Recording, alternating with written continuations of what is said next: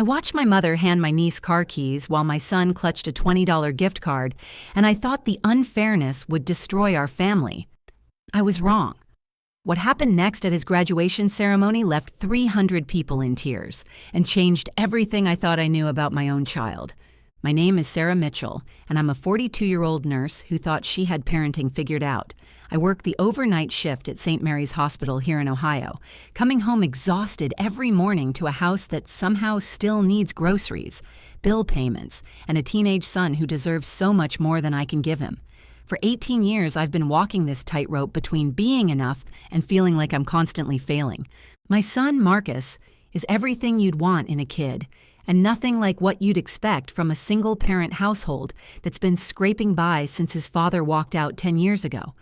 At 18, Marcus has these old eyes that seem to understand things most adults miss.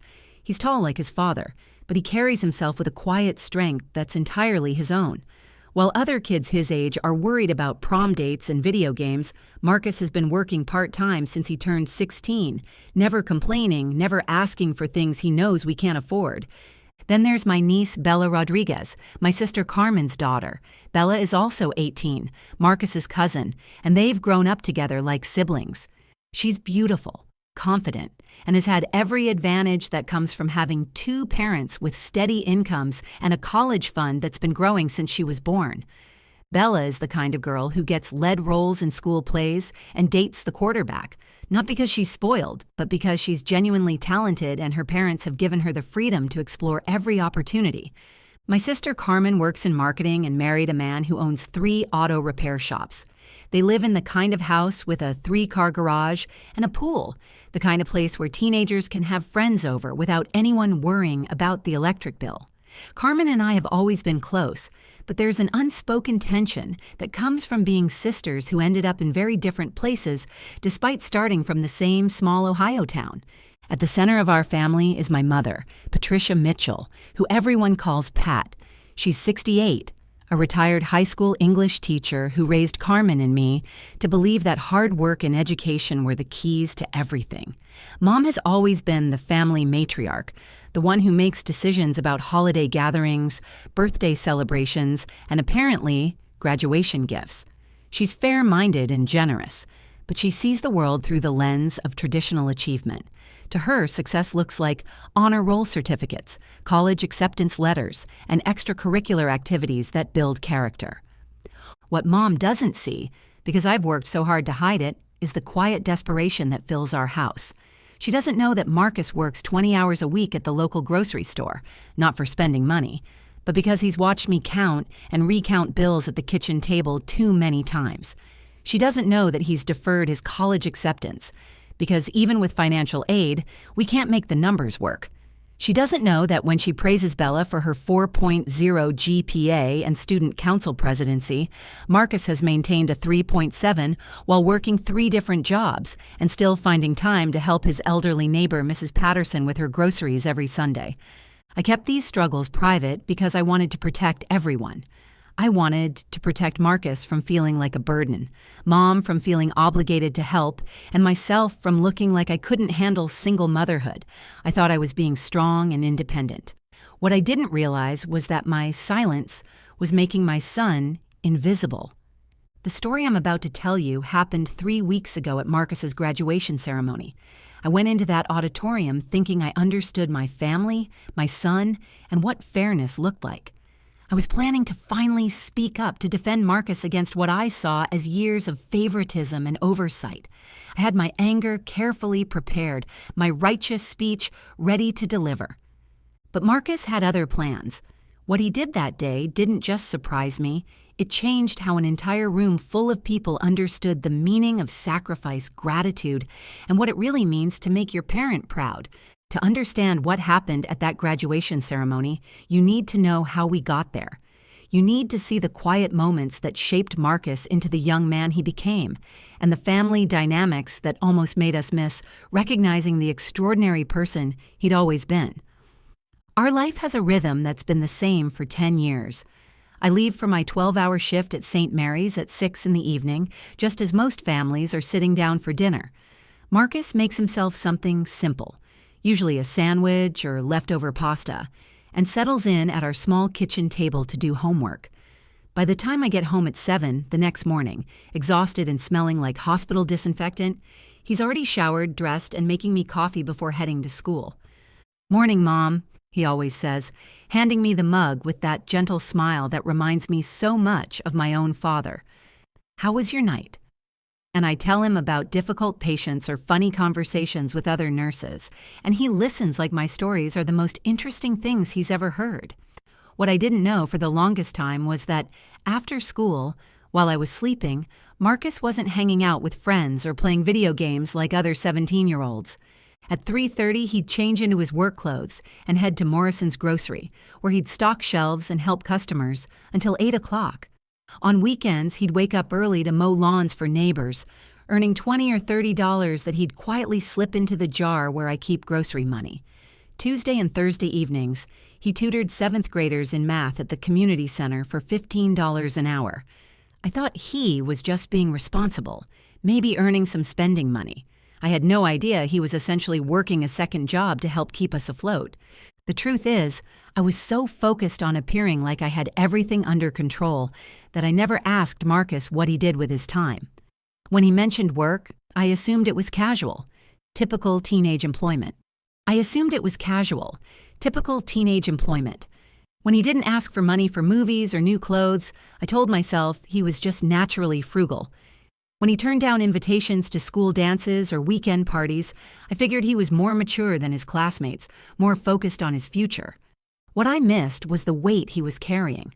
While his cousin Bella was starring in the spring musical and planning her senior prom with a dress that cost more than our monthly grocery budget, Marcus was calculating whether we could afford both the electric bill and his cap and gown rental. While Bella's Instagram showed late-night study groups with friends at coffee shops, Marcus was studying alone in his bedroom after 10-hour workdays, using a desk lamp because we'd had to cut back on utilities. The difference in their situations became crystal clear during family dinners at Mom's house every Sunday. Carmen would update us on Bella's college visits, talking about dorm room shopping and orientation weekends like they were given rites of passage. "She's so excited about Northwestern," Carmen would say, beaming. "The journalism program there is exactly what she's dreamed of since middle school."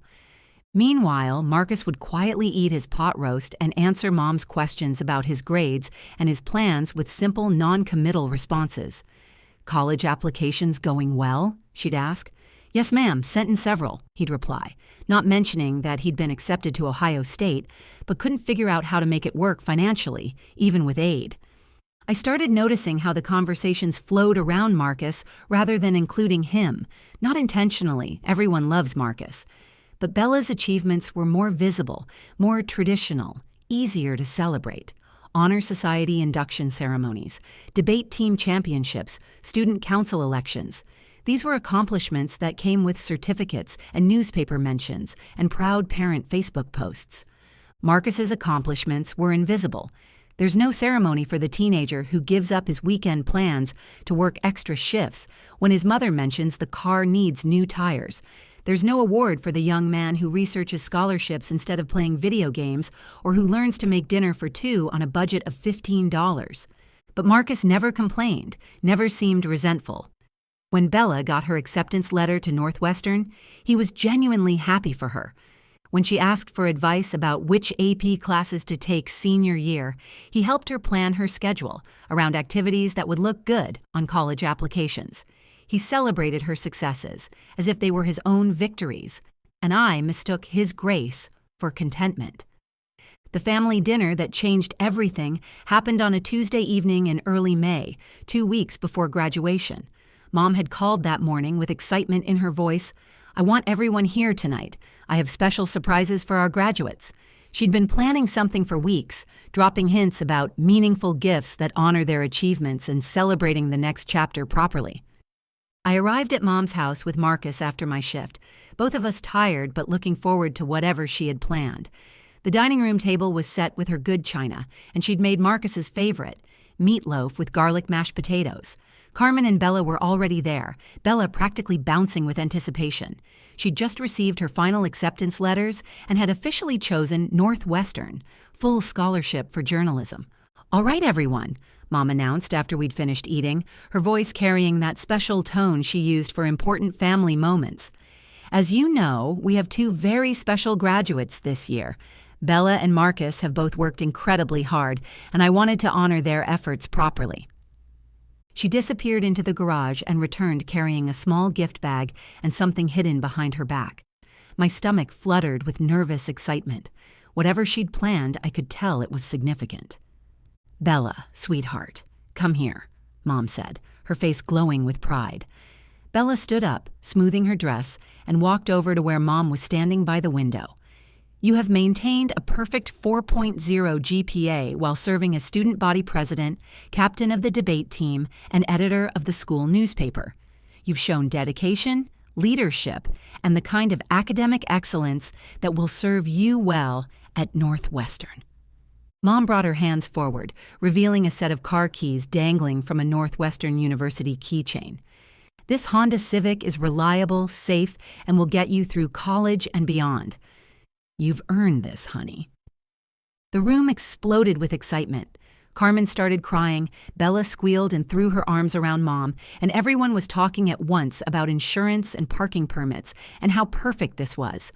I felt a smile spread across my face. This was wonderful for Bella, and Mom had clearly put so much thought into it. Then Mom turned to Marcus, who was sitting quietly at the table, watching the celebration with a genuine smile. "And Marcus," she said, reaching for the gift bag, "for you something practical that recognizes your maturity and responsibility." She handed him the bag. Inside was a Target gift card, $20. The room went completely silent. I watched Marcus's face, expecting to see hurt or disappointment, but instead he broke into a warm smile. "Thank you, Grandma," he said, standing up to hug her. "This is really thoughtful. I can definitely use this." My chest felt tight.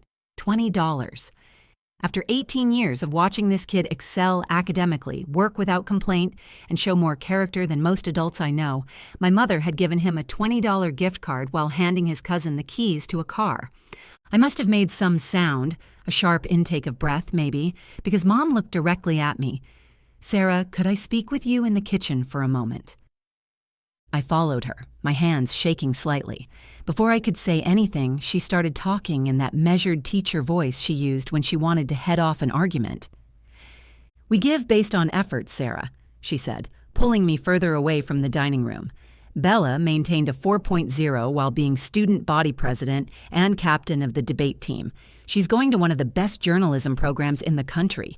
Marcus is a good kid, but he chose to work instead of focusing on the activities that really matter for college applications." "Chose to work?" I repeated, my voice barely controlled. "Yes, chose. Look, I know you're proud of him, but Bella went above and beyond academically and socially. She participated in everything: debate tournaments, student government, the school newspaper. Marcus worked at a grocery store. There's a difference between being responsible and being exceptional."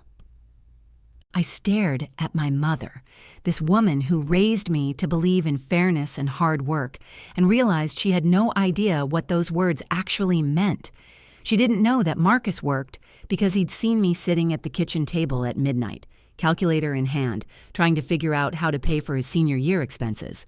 She didn't know he'd turned down school activities not because he wasn't interested, but because he couldn't afford the fees and equipment, and he was too proud to ask. Marcus is smart, but he chose to work instead of focusing on activities that matter for college.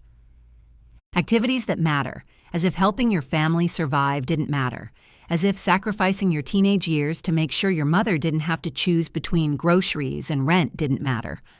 I walked back into the dining room where Marcus was helping Carmen figure out the car's features, while Bella took selfies with her keys. He looked up at me and must have seen something in my face because he immediately came over. "Mom, it's okay," he said quietly. "Grandma doesn't know about the jobs. You asked me not to tell the family about our financial situation, remember?" And that's when it hit me. My pride, my determination to appear independent and capable, had made my son invisible to his own grandmother. The 2 weeks between that disastrous dinner and graduation day were the longest of my life. I carried my anger around like a stone in my chest, growing heavier each day as I watched Marcus go about his routine as if nothing had happened. He still made me coffee every morning, still asked about my shift, still slipped grocery money into our kitchen jar when he thought I wasn't looking. But I was looking now. I was seeing everything I'd missed before, and it was breaking my heart. On Thursday morning, I found Marcus at the kitchen table with a stack of papers spread in front of him. College acceptance letters, financial aid documents, and scholarship applications. He was using an old calculator, the kind with the fading numbers that we'd had since he was in middle school, working through columns of figures with the focused intensity of an accountant. "What's all this?" I asked, setting down his coffee mug. He looked up, and for just a moment I saw exhaustion in his eyes that he quickly tried to hide. "Just figuring out some college stuff," he said, starting to gather the papers. I sat down across from him before he could put everything away. The numbers I saw made my stomach clench. Even with financial aid, Ohio State would cost us nearly $15,000 a year. Marcus had calculated it down to the penny: room, board, books, transportation, home for holidays. "I can defer for a year," he said quietly, following my gaze across the paperwork. "Work full-time. Save up. Maybe find a cheaper option." "Marcus, no. You're not deferring college because Grandma gave Bella a car and me a gift card?" He smiled, but it didn't reach his eyes. "Mom, this isn't about that. This is about math. We can't afford it right now, and that's okay. 1 year isn't going to hurt anything." I stared at my son, this 18-year-old who was talking about delaying his dreams like it was a minor inconvenience, and something inside me snapped. I was done being quiet. I was done protecting everyone else's feelings while Marcus paid the price. "I'm telling them," I said. "At graduation, I'm standing up and telling everyone exactly what you've been doing, how hard you've worked, how you've been supporting this family while Bella, Mom, no." Marcus reached across the table and took my hands. "Please don't do that. Don't make graduation about this." "Why not? They need to know who you really are." "They do know who I am," he said. "I'm the kid who works hard and doesn't complain. I'm the grandson who helps his neighbors and makes decent grades and treats people with respect. That's enough." But it wasn't enough for me. Not anymore. What I didn't know was that Marcus had been having his own conversations that week. 3 days after the dinner disaster, he'd stayed after school to meet with Mrs. Johnson, his guidance counselor.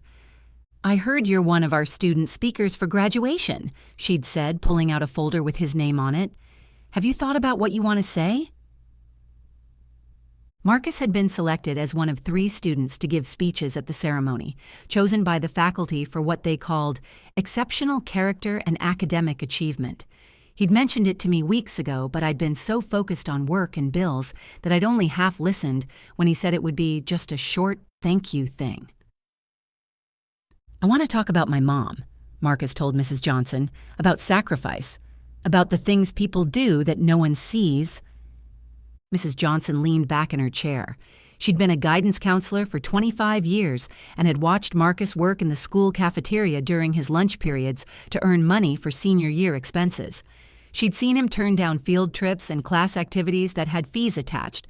She'd also seen him tutor struggling classmates for free and help teachers carry supplies to their cars. "Tell me more," she said. Over the next week, Marcus worked on his speech during study halls and lunch breaks. He wrote about watching me count bills at the kitchen table, about the pride he felt in being able to help, about the lessons he'd learned from seeing real sacrifice up close. He wrote about dignity in work and the difference between earning something and receiving it. He didn't tell me any of this. While I was preparing my own confrontation, planning to defend him publicly after his short thank you, Marcus was crafting something entirely different. The morning of graduation, I woke up with my anger fully formed and ready. I'd rehearsed what I would say to Mom, to Carmen, to anyone who would listen. I would stand up after Marcus's brief remarks and tell the truth about my son's character, about his sacrifices, about the unfairness of judging kids by their extracurricular activities instead of their hearts. I had no idea that Marcus had his own plans, his own truth to tell, and that what he'd prepared would change everything I thought I understood about strength, grace, and what it means to honor the people you love. The Jefferson High School auditorium was packed to capacity that Thursday evening in May. 300 folding chairs filled with proud families, teachers dabbing their eyes during the processional, and the kind of electric energy that comes with celebrating 18 years of hard work. I sat in the fourth row with Mom, Carmen, and Bella, my prepared speech burning in my throat like acid. The ceremony moved through its familiar rhythm. The principal's welcome, the salutatorian's address about new beginnings, and the presentation of academic awards.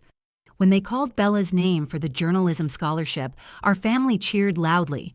When Marcus received recognition for perfect attendance, 4 years without missing a single day, the applause was polite but brief.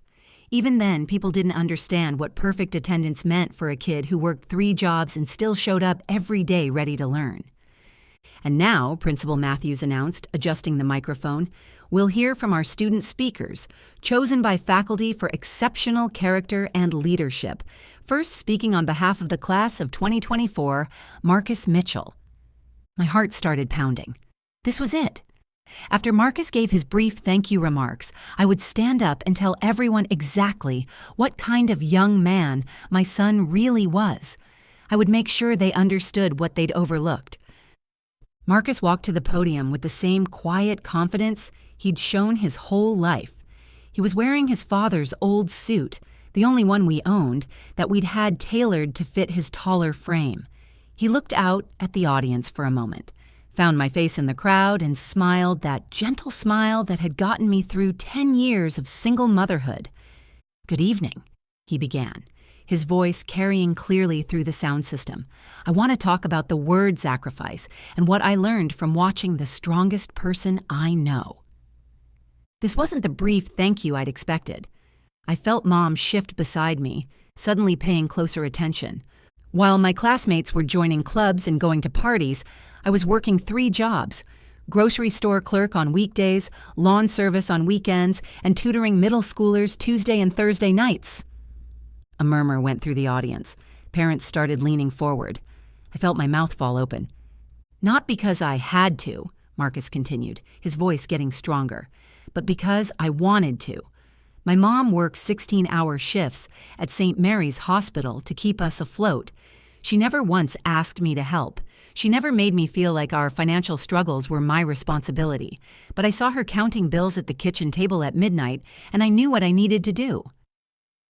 I was crying now, ugly tears that I couldn't control. Mom grabbed my hand, her own eyes filling up. In my peripheral vision, I saw Carmen wiping her face with a tissue. "This diploma isn't just mine," Marcus said, his voice breaking slightly with emotion. "It belongs to every mother in this audience who sacrificed their own dreams so their children could chase theirs. Mom, you taught me that true success isn't measured by what you receive, but by what you're willing to give." The auditorium was completely silent except for the sound of people crying. "You taught me that love isn't loud. It's the quiet decision to put someone else first every single day. It's working double shifts so your son can have new textbooks. It's saying, 'We'll figure it out' when college feels impossible instead of saying, 'We can't afford it.' It's letting your teenager think he's helping you when really you're teaching him how to be a man." Marcus paused, looking directly at me. "Some people measure effort by honor roll certificates and debate team trophies, but I learned that real effort looks like getting up every day and doing what needs to be done, whether anyone notices or not. My mother taught me that dignity isn't about what you have, it's about what you do with what you've been given." He took a breath, and I could see him gathering himself for what came next. "So to all the parents here who think their efforts go unnoticed, we see you, we appreciate you, and we're going to make you proud. And to all the students who think success has to look a certain way, it doesn't. Success is the decision to keep going when things get hard. Success is caring more about your character than your recognition. Success is understanding that the best gifts aren't the ones you receive, but the ones you give." Marcus looked out at the audience one more time. "Thank you for teaching me that the most important lessons don't come from textbooks. They come from watching people you love choose to be brave every single day." The silence that followed lasted maybe 3 seconds. Then someone in the back started clapping, then someone else. Then the entire auditorium erupted into the loudest, longest standing ovation I'd ever heard. People were cheering, crying, and applauding like Marcus had just delivered the most important speech of their lives. And maybe he had. The standing ovation lasted nearly 3 minutes. I sat in that folding chair, tears streaming down my face, watching my son wave awkwardly at an auditorium full of people who were seeing him, really seeing him, for the first time. The applause wasn't just polite graduation ceremony clapping. It was the sound of recognition, of people understanding they'd witnessed something extraordinary. When Marcus finally made it back to his seat, the ceremony continued, but everything felt different. The energy had shifted. Parents were looking at their own children differently. Teachers were wiping their eyes, and I could hear whispered conversations throughout the remaining speeches. "Did you know?" People were asking each other. "Did you know he was working 3 jobs?" After the formal ceremony ended and caps were thrown into the air, I fought my way through the crowd toward Marcus. Before I could reach him, I watched my mother intercept him near the stage. She was crying harder than I'd seen her cry since my father's funeral. "Marcus, sweetheart," she said, pulling him into a fierce hug. "I had no idea. I'm so sorry. I failed you, and I failed your mother." Marcus hugged her back, and I could see him whispering something in her ear that made her cry even harder. Later, he told me he'd said, "Grandma, you didn't fail anyone. You taught me that education matters. I just learned it in a different classroom than Bella did." Carmen was next, approaching Marcus with Bella beside her. My sister, who had always been composed and put together, looked shaken. "Marcus, I don't know what to say," she began. "You don't have to say anything," Marcus replied. "I don't know what to say," she began. "You don't have to say anything," Marcus replied. "Bella earned her success. I'm proud of her, and you should be too." But Bella stepped forward then, and what she said surprised everyone. "Marcus, I want to share the car with you. It's ridiculous that I have a car and you don't, especially when you've been working so hard. We're going to the same college anyway. We can work out a schedule." It was Carmen who spoke up next. "Actually, honey, your grandmother and I have been talking, and we have a better idea." That's when Mom stepped forward, wiping her eyes but standing straighter than I'd seen her in weeks. "I'm returning Bella's car tomorrow," she announced. "Not because Bella doesn't deserve it, but because I need to do better. I'm taking that money, plus money from my retirement savings, and paying for Marcus's first year at Ohio State." I started to protest. We couldn't accept charity. We'd figure it out ourselves. But Mom held up her hand. "This isn't charity, Sarah. This is correction. This is me acknowledging that I've been measuring the wrong things. Marcus has been showing exceptional character for years, and I was too focused on traditional achievements to see it." She turned to Marcus. "You said in your speech that real effort looks like getting up every day and doing what needs to be done, whether anyone notices or not. You're right, and it's time we noticed." Bella nodded enthusiastically. "I love this plan, and Marcus, I'm serious about sharing transportation. We can carpool to campus, split gas costs. It'll be fun." Standing there in that emptying auditorium, watching my family reorganize itself around a new understanding of what value and effort really meant, I realized something profound. I'd been so focused on protecting Marcus from appearing needy that I'd robbed him of the chance to be recognized for his extraordinary character. My pride hadn't protected him. It had made him invisible. But Marcus had found his own way to become visible. Not through complaints or demands or the confrontation I'd planned, but through grace, through standing up and honoring the very person, me, who had inadvertently hidden his light. 6 months later, Marcus is thriving at Ohio State, majoring in business with a minor in social work. He still works part-time, but now it's by choice, not necessity. He's joined the mentorship program for first-generation college students, helping kids who remind him of himself navigate the financial and social challenges of higher education. Our family dynamic has completely transformed. Sunday dinners now include real conversations about struggles and victories, money and dreams. Mom asks different questions now, not just about grades and activities, but about character and kindness and the quiet ways people contribute to their communities. Carmen has become one of my closest confidants, and she and Bella regularly invite Marcus and me to dinner, to movies, to family activities we used to decline because we couldn't afford them. The shame I carried about our financial situation has been replaced by pride in how we handled our challenges together. But the most important change is in me. I learned that protecting my son from appearing vulnerable actually made his strengths invisible. Marcus taught me that sometimes the greatest gift you can give someone isn't protection from struggle, but recognition for how beautifully they've handled it. That graduation speech didn't just change how people saw Marcus, it changed how an entire community understood the meaning of sacrifice, effort, and what it really means to make your parents proud. Marcus's story reminds us that the most powerful moments often come not from demanding recognition, but from giving it to others. His graduation speech didn't just honor his mother, it opened everyone's eyes to the different ways people show strength, sacrifice, and love. Sometimes the kids who seem to have it all together are actually carrying the heaviest burdens. Sometimes the parents who appear to be struggling the most are raising the most extraordinary human beings. And sometimes it takes an 18-year-old with an old soul to teach an entire room full of adults what real success actually looks like. Marcus taught his family that true character isn't about the awards you win or the recognition you receive. It's about what you do when no one is watching and how you choose to honor the people who've sacrificed for you. If Marcus's story touched your heart the way it touched mine, please hit that like button and share this video with someone who needs to hear it. Have you ever witnessed a moment when someone surprised you with their grace or wisdom? Share your story in the comments below. I read every single one. And if you want to hear more real stories about family, resilience, and the moments that change everything, make sure to subscribe to our channel and hit that notification bell. Thank you for listening.